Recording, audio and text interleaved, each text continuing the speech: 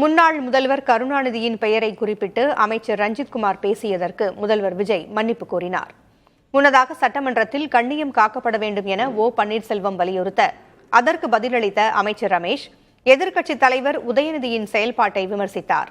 இதனால் சட்டமன்றத்தில் சிறிது நேரம் காரசார விவாதம் நடைபெற்றது. முன்னாள் முதலமைச்சரை பற்றிய ஒரு விவாதம் இருந்தது.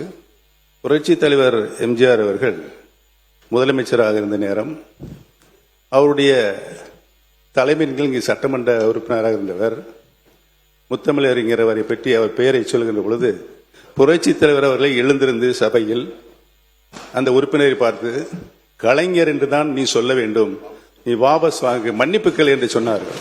அந்த மாதிரி கண்ணியமிக்க சபைகள் இந்த சபையில் நம்மளுக்கு முன்னாலே வழிவகுத்து தந்தவர்கள். ஆட்சிய கண்ணியத்தை நாம் காப்பாற்ற வேண்டும் என்று அனைத்து உறுப்பினருக்கும் நான் கேட்டேன். உங்க தலைவரோட பேரை மென்ஷன் பண்ணி பேசினது தவறுதான். அவர் சார்பா நான் சாரி கேட்டேன். எப்படி கண்ணியம் குறித்து அண்ணன் எங்களுக்கு எல்லாருக்கும் சொன்னாரோ அதே போல தங்கள் கட்சியினுடைய மாண்புமிகு எதிர்க்கட்சி தலைவருக்கும் சிறிதளவு அதை நீங்கள் சொல்லிக் கொடுக்க வேண்டும் அப்படின்னு நான் கேட்டேன்.